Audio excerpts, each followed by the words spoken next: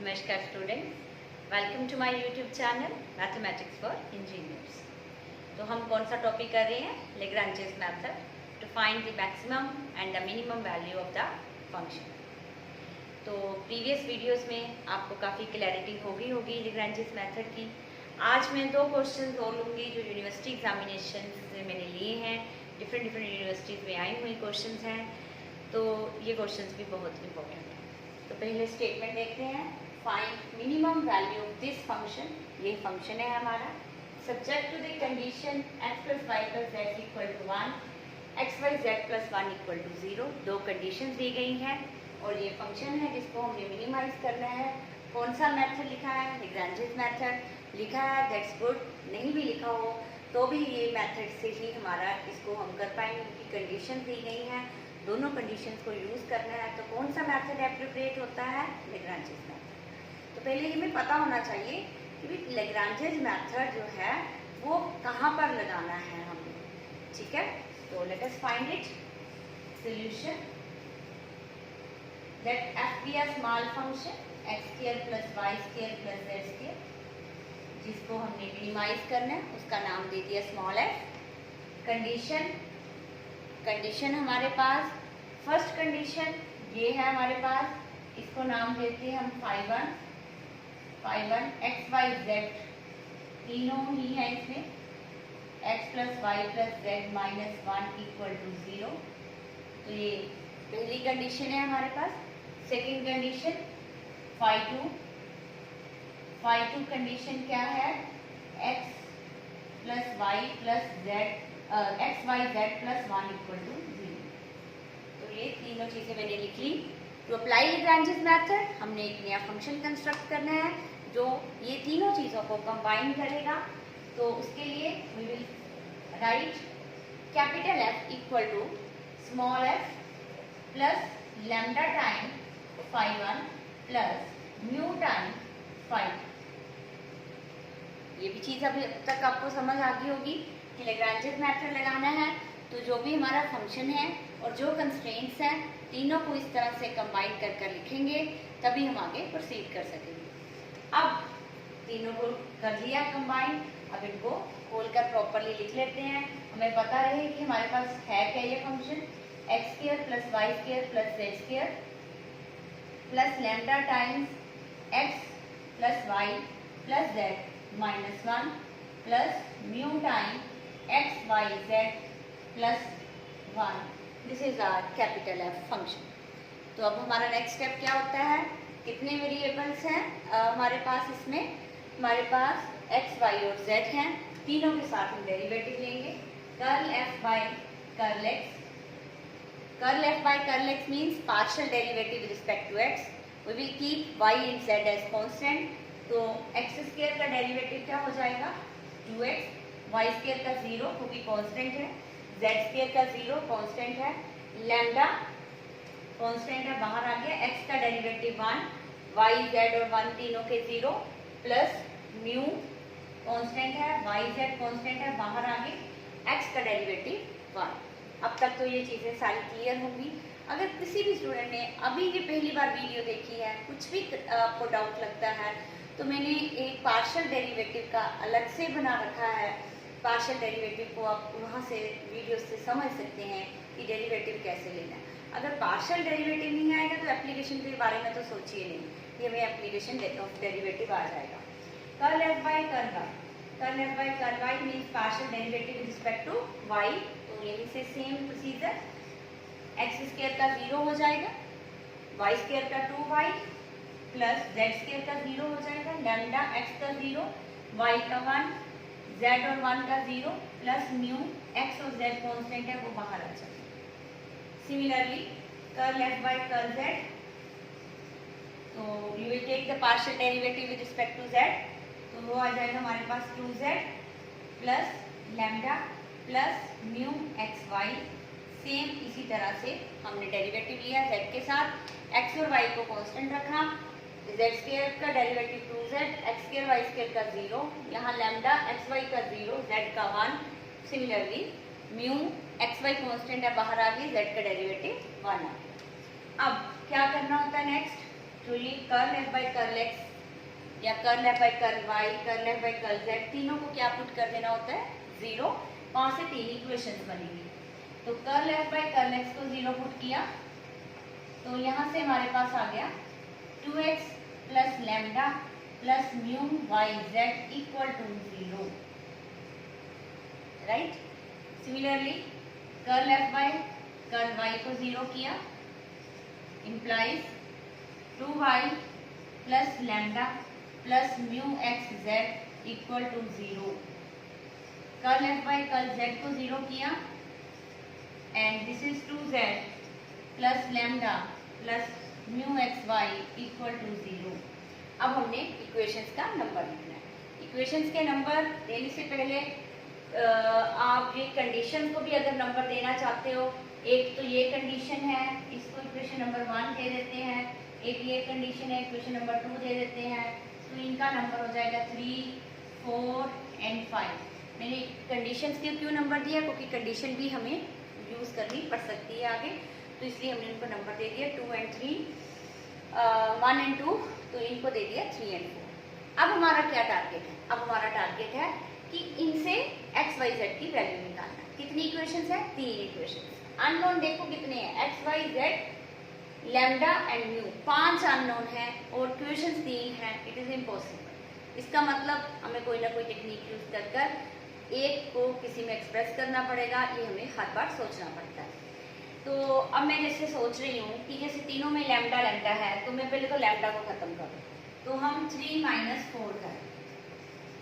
3 minus 4 करते हैं तो मेरे पास आ जाता है 2x plus lambda plus mu y z minus 2y minus lambda minus mu x z equal to 0। तो लैम्डा से lambda cancel, 2x minus Y और यहाँ से प्लस म्यू और z common, y minus x equal to 0, और ये आ गई आपकी इक्वेशन नंबर 6। ध्यान से देख लो, कुछ भी नहीं किया हमने। 3 माइनस 4 किया, 3 की टर्म्स लिखी, माइनस 4 की लिखी, लैम्डा से लैम्डा कट गया, 2x माइनस 2y में से 2 कॉमन ले लिया और लैम्डा म्यू वाई जेड और यहाँ पर म्यू एक्स जेड है तो यहाँ म्यू जेड कॉमन आ गया, y माइनस एक्स आ गया और इसको हमने इक्वेशन नंबर 6 कह दिया। सिमिलरली अब हमने 3 माइनस 4 करी है, 4 माइनस 5 कर दो। अभी नई 3 इक्वेशन बनाते हैं, तीनों में लैम्डा ना हो, तो हमारे पास आ जाएगी 2y plus lambda plus mu x z minus 2z minus lambda minus mu x y equal to 0। तो लैम्डा से लैम्डा कट गया, तो 2y minus z plus mu x common z minus y equal to 0। तो ये बन गई आपकी equation number 7। And similarly equation number 8 की बात हम करते हैं।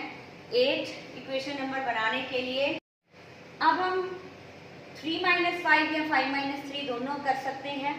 तो दोनों अगर हम 3 माइनस 5 करते हैं, 3 माइनस 5 को करते हैं तो हमारे पास आता है 2x plus lambda plus mu y z minus 2z minus lambda minus mu x y equal to 0।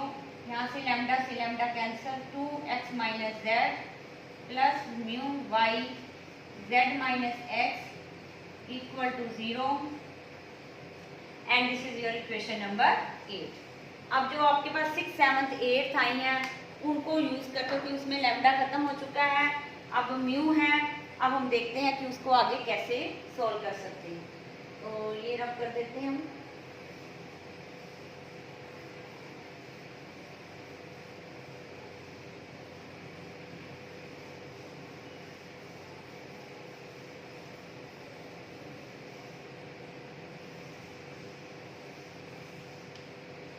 अब जो 6th इक्वेशन है उसको देखिए, the sum of 2 term is 0। Sum कब 0 होता है? जब दोनों टर्म जो है 0 होंगी तभी सम 0 हो सकता है। यहाँ ये भी 0 होगा और ये भी 0 होगा, तभी प्लस किसी चीज का 0 आ सकता है, अदरवाइज नहीं। फ्रॉम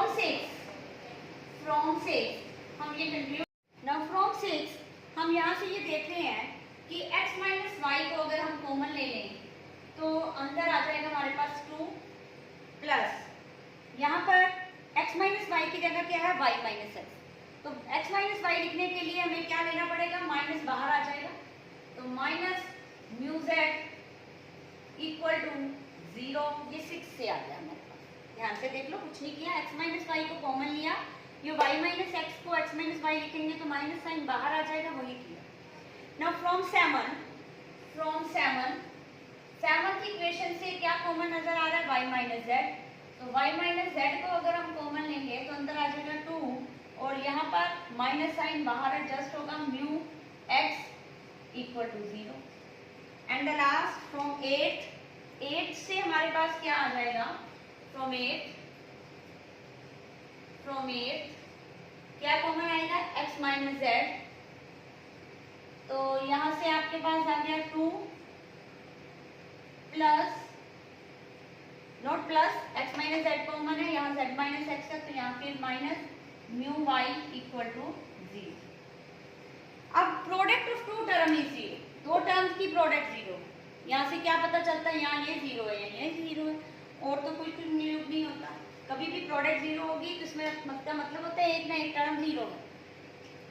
इसका मतलब यहाँ से इम्प्लाइज किया हमने कि इधर x माइनस वाई इज 0 और 2 माइनस म्यू जेड इज 0। यहाँ से पता चला या तो x y के इक्वल है या 2 is equal to mu z है। 2 is equal to mu z को हम लिख सकते हैं mu is equal to 2 by z, तो ये यहाँ से पता चला। अब सेवंथ इक्वेशन से जो निकला था वहां से क्या पता चला, फिर वही चीज, दो चीजों की प्रोडक्ट 0 है, या तो y माइनस जेड 0 है और यहाँ 2 माइनस म्यू एक्स 0 है। y minus z 0 means y is equal to z है, यहाँ से म्यू इज इक्वल टू हमारे पास क्या आ जाएगा 2 बाई एक्स है। और यहाँ लास्ट से क्या पता चला कि इधर x माइनस जेड 0 है, यहाँ 2 is equal 2 minus mu y is equal to 0। यहाँ से आ गया x, या तो z है या म्यू इज इक्वल टू क्या है 2 बाई वाई।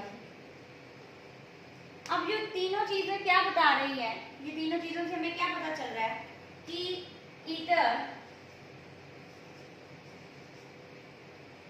इधर जो हमारे पास x, y और z इक्वल है, या तो x, y, z इक्वल है, या तो x, y, z इक्वल है, या म्यू 2 बाई एक्स है, या 2 बाई वाई है, या 2 बाई जेड। तीन चीजों से कंक्लूड हो गया। क्या ये पहली कंडीशन कह रही है x y के इक्वल है, ये कह रही y z के इक्वल है, ये कह रहा है x z के इक्वल है। इसका मतलब यहाँ तो x y z तीनों इक्वल है। यहाँ हमारे पास mu is equal to 2 by x, 2 by y या 2 बाई जेड, ये कंडीशन फॉलो हो रही है, इन दोनों में से एक है। अब यहाँ से अभी भी x y z नहीं निकला, स्टेशनरी पॉइंट नहीं आए, अब हमें कंडीशन यूज करनी पड़ेगी। ये कंडीशन क्या कहती है कि x plus y plus z equal to क्या है 1, यूजिंग 1। कौन सी condition, x plus y plus z equal to 1। तो ये क्या कह रहा है कि x y z तीनों इक्वल है, तीनों इक्वल है, तो इसका मतलब x plus x is equal to 1, यहाँ से 3x इज इक्वल टू 1, यहाँ से x क्या आ गया 1/3, x भी 1/3 हो गया, फिर y भी 1/3 हो गया और z भी क्या हो जाएगा 1/3। और म्यू क्या होगा इस कंडीशन में, म्यू क्या होगा, म्यू 2 ओवर 1/3 दैट इज 6। सारी वैल्यूज आ गई हमारे पास, कौन कौन सी वैल्यूज, x y z की आ गई और म्यू की भी आ गई। हमें तो मेन x y z की वैल्यू चाहिए क्योंकि यही स्टेशनरी पॉइंट है। एक बार फिर ध्यान से देख लो, मैंने यहाँ से जो कंक्लूड किया था, यहाँ से दो कंडीशन बनी थी, इधर x इक्वल टू वाई और mu equal to 2 by z. यहाँ से इधर y इक्वल टू जेड और mu equal to 2 by x equal to z, mu equal to 2 by y. तो यहाँ से एक कंडीशन जो थी x plus y plus z equal to 1 को यूज किया और x is equal to y equal to z को यूज किया और वहां से हमारे पास स्टेशनरी पॉइंट आ गया 1/3 1/3 1/3। अब ये स्टेशनरी पॉइंट तो आ गया। अब ये स्टेशनरी पॉइंट मिनिमम वैल्यू दे रहा है क्योंकि हमें तो मिनिमम वैल्यू निकालनी है इस फंक्शन की। ये पिछले क्वेश्चन के जैसे हो गया, हमें फिर D2F से चेक करना पड़ेगा कि भाई ये वैल्यू मिनिमम है कि नहीं है। अब मैंने ये सारा f खुद बाहर से लिख दिया है और स्टेशनरी पॉइंट्स और जो म्यू की वैल्यू आई वो मैंने साइड पे लिख दी है। अब ये f से हमें d2f निकालना होता है। d2f होता क्या है हमारे पास, f of x dx square plus f of y dy square plus f of z dz square plus 2f of xy dx dy plus 2f of yz dy dz plus 2f of xz dx dz। अब अगर d2f positive आया तो minima का point है, अगर negative आया तो maxima का पॉइंट है। अब हमें क्या क्या निकालना है, f of xx निकालते हैं। पहले fx निकालें, वो तो निकालना भी था हमने, 2x plus lambda plus mu y z। fy क्या निकाला था हमने, 2y plus lambda plus mu x z. F z क्या निकालना था, 2z plus lambda plus mu x y. Now what will be f of x x, इसका फिर से x के साथ पार्शियल डेरिवेटिव, तो 2x का डेरिवेटिव लेंगे तो आ जाएगा 2, लैम्डा का 0, म्यू वाई जेड, इसमें भी x नहीं है, म्यू वाई जेड तीनों कांस्टेंट हो गए। So f of x x क्या आ गया हमारे पास, 2। F of y y similarly f y का फिर से y के साथ पार्शियल डेरिवेटिव, x और z कांस्टेंट, 2y का डेरिवेटिव 2, लैम्डा का डेरिवेटिव 0, म्यू एक्स जेड का derivative 0। F of f z का फिर से z से डेरिवेटिव लेंगे तो 2z का डेरिवेटिव आ जाएगा 2, लैम्डा म्यू एक्स वाई, ये सारे कांस्टेंट हैं, इनका डेरिवेटिव क्या हो जाएगा, 0। Now f of x y mean जो आपने एफ एक्स निकाला हुआ है उसका with respect to y derivative.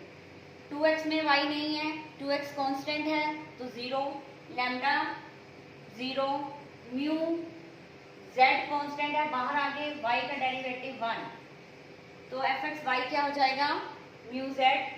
Similarly f of y z क्या हो जाएगा, एफ ऑफ वाई जेड का मतलब एफ ऑफ वाई का फिर से z से डेरिवेटिव, तो 2y का डेरिवेटिव क्या होगा, 0, लैम्डा का 0, और यहाँ पर म्यू x कांस्टेंट है, बाहर आ जाएंगे, z का derivative 1। Last F of zx, जो आपने fz निकाला हो उसका x से डेरिवेटिव, 2z का आपके पास 0, लैम्डा का 0, और म्यू y बाहर आ गया, x का डेरिवेटिव 1। ये सारी वैल्यूज हम d2f में डाल देंगे और देखेंगे ये वैल्यू पॉजिटिव आती है कि negative. So d2f is equal to f of x x की जगह 2 dx square plus f of y की जगह 2 into dy square, f of z की जगह भी क्या आ जाएगा, 2 dz square, f of x y की जगह mu z dx dy plus 2 f of x y था, 2 f of y z, f of y z कितना है, म्यू एक्स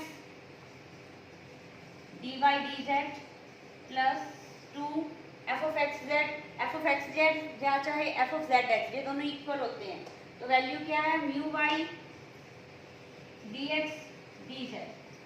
अब ये कंक्लूड करना ये पॉजिटिव है कि नेगेटिव है उतनी देर तक मुश्किल है जितनी देर तक म्यू पड़ा हुआ है, क्योंकि म्यू की वैल्यू हमें डालनी पड़ेगी, इसीलिए म्यू की वैल्यू मैंने पहले निकाल ली थी। क्या वैल्यू थी वहां पर, 6। इस पॉइंट पे हम इस पॉइंट की डिस्कशन कर रहे हैं कि इस पॉइंट पे मिनिमा है या मैक्सिमा। इस पॉइंट पे म्यू की वैल्यू क्या आई थी, 6, तो ये वैल्यू यहाँ डालनी पड़ेगी, तभी हम कंक्लूड कर सकेंगे कि भाई ये पॉजिटिव है कि नेगेटिव है। 2 dx स्क्वायर, 2 कॉमन ले लीजिए, dy square dz square plus 2 mu की जगह 6 dx dy into z plus 2 into 6 12x dy dz plus 2 into mu 12y dx dz।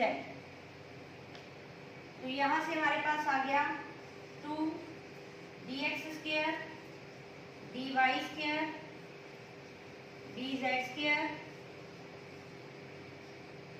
Plus 12 common z dx dy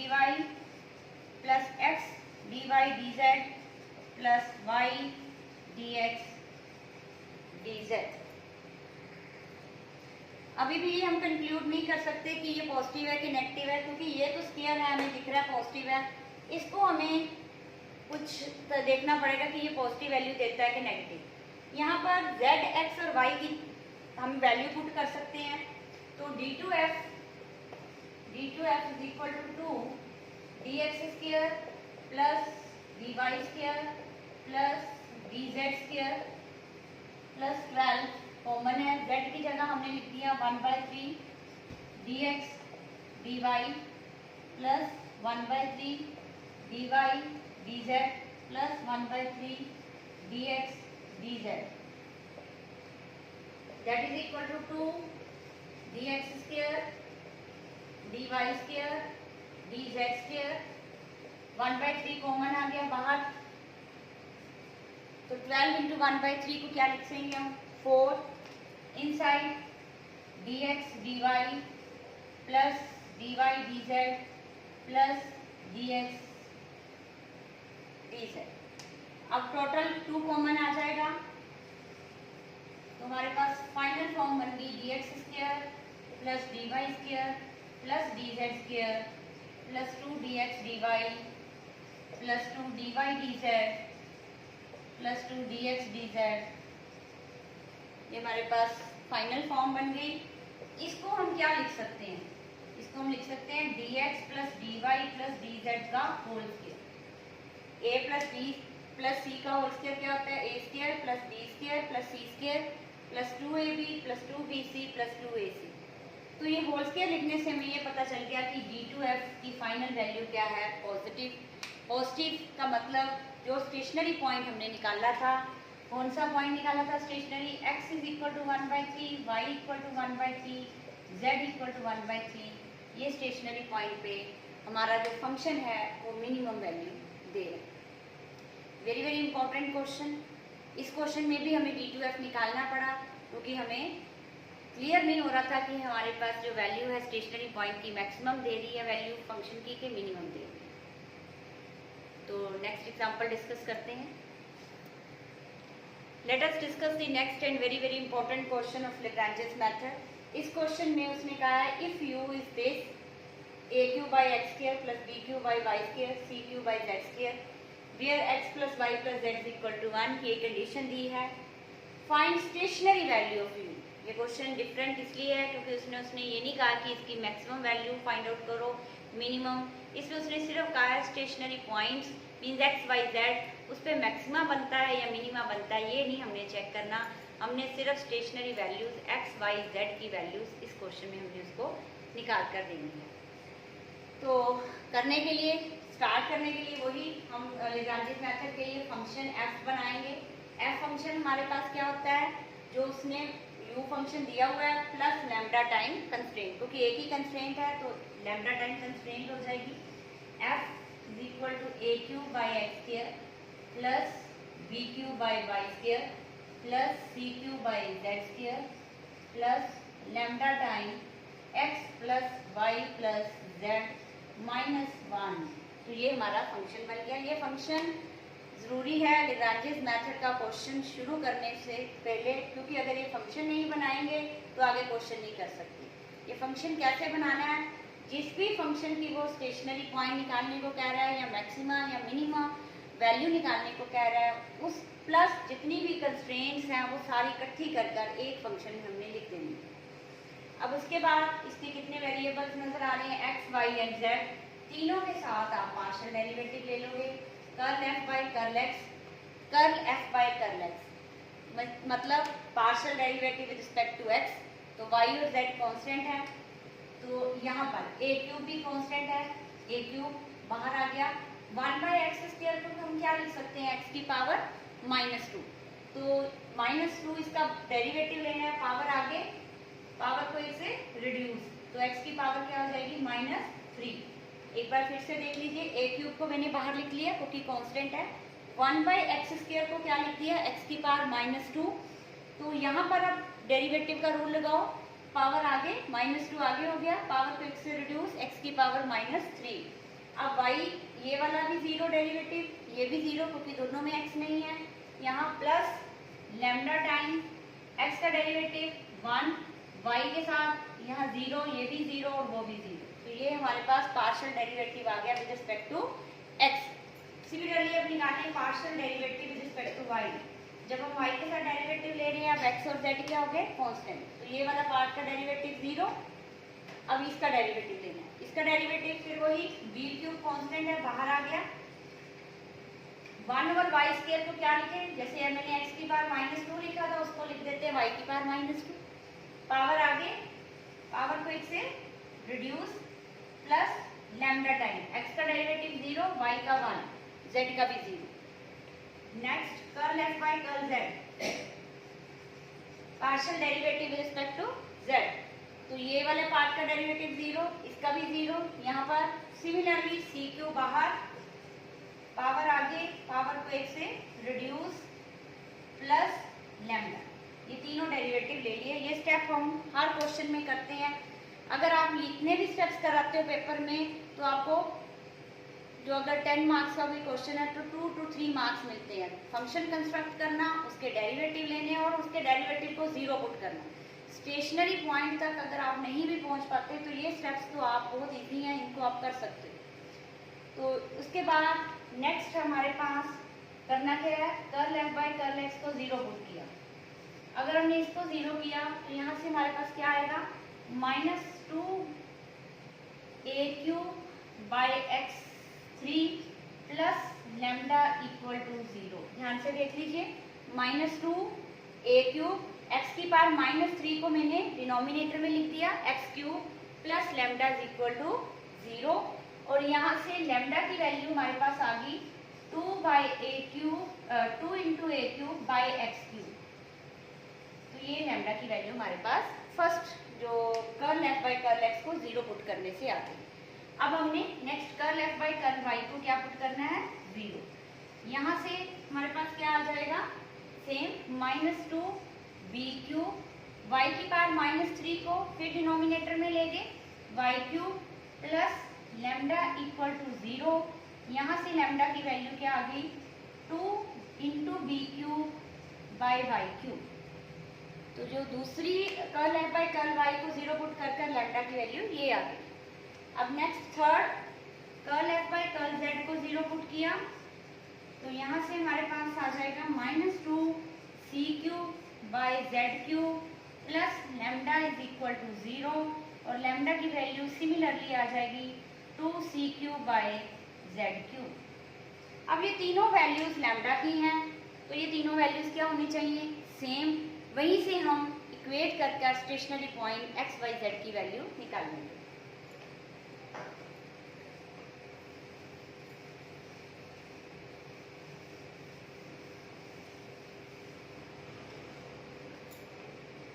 Now lambda is equal to 2a³ by x³, lambda is equal to 2b³ by y³, lambda is equal to 2c³ by z³। यहाँ से conclude किया 2a³ by x³ equal to 2b³ by y³ equal to 2c³ by z³। तीनों values lambda की है तो तीनों आपस में इक्वल होंगी। यहाँ से हम x और y z की वैल्यू निकालने की कोशिश कर रहे हैं। तो पहले तो 2 कैंसिल करिए, तीनों में से 2 कैंसिल हो गया। a बाई एक्स की पावर 3 इक्वल टू b बाई वाई की power 3 is equal to c by z की पावर 3।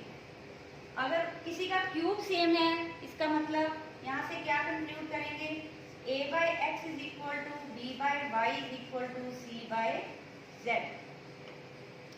अब यहाँ से हम अगर a बाई एक्स रेशियो जो है a by x is equal to b by y है तो इसका मतलब a प्लस b, ऊपर वाले न्यूमिनेटर्स को भी प्लस कर दिया, equal to denominator x plus y plus z, तीनों को प्लस कर दिया, तो ये रेशियो भी इनके इक्वल होगी। ये भी रेशियो का रूल है, a by x is equal to b by y is equal to c by z है। तो इसका मतलब अगर हम न्यूमिनेटर्स को ऐड कर देते हैं और नीचे डिनोमिनेटर्स को ऐड कर देते हैं, ये रेशियो भी क्या होगी, सेम। ये क्यों अप्लाई किया है, क्योंकि मुझे x plus y plus z की वैल्यू पता है। वो वैल्यू कितनी है 1। ये कंडीशन को यहाँ पर यूज कर लेंगे और यहाँ से देखेंगे कि it is equal to a plus b plus c over 1। अब यहाँ से a बाई एक्स को इससे इक्वेट करेंगे, x निकाल लेंगे, b बाई वाई को इससे इक्वेट करेंगे तो y निकाल लेंगे, c बाई z को इससे इक्वेट करेंगे तो z निकाल लेंगे। तीनों वैल्यूज को इससे इक्वेट करते जाए। है तो ये चारों इक्वल, लेकिन हम 1 बाई 1 लेकर चलेंगे क्योंकि हमने एक एक कर वैल्यू निकालनी है। पहले हमने लिया a by x is equal to a plus b plus c by 1 implies यहाँ से x की वैल्यू क्या आ गई, x इज इक्वल टू आ जाएगा a upon a plus b plus c. Similarly जब हम दूसरी वैल्यू ले रहे हैं b by y is equal to a plus b plus c over 1, तो यहाँ से y की वैल्यू निकालेंगे तो आ जाएगी b upon a plus b plus c. जब last c by z equal to a plus b plus c over 1, तो यहाँ से z की वैल्यू क्या आ जाएगी using cross multiply c over a plus b plus c. तो ये हमारे पास स्टेशनरी पॉइंट आ गया। x is equal to a over a plus b plus c, y equal to b over a plus b plus c, z equal to c over a plus b plus c. तो इसमें हमें आगे करने की जरूरत नहीं है। उसका रीज़न सिर्फ यही है क्योंकि उसने हमें सिर्फ स्टेशनरी वैल्यू निकालने को कही थी, मैक्सिमम और मिनिमम वैल्यू देखने को चेक करने को नहीं कहा। तो ये क्वेश्चंस दोनों बहुत इंपॉर्टेंट हैं। तो लैग्रांजेस के मैंने काफ़ी क्वेश्चंस ले लिए हैं आपके वीडियोस में। अगर आपको अभी भी कोई लगता है कि कोई ऐसा क्वेश्चन आपकी यूनिवर्सिटी में आया हुआ कि लैग्रांजेस मेथड से होता है और आपसे सोल्व नहीं हो रहा, तो आप कमेंट कर लिख सकते हैं। तो नेक्स्ट वीडियो में हम next application of partial derivative discuss करेंगे और आप ये वीडियोस शेयर करिए सो दैट स्टूडेंट्स जिनको भी किसी रिगार्डिंग प्रॉब्लम्स आती हैं तो उनकी हेल्प हो सके। Thank you for watching.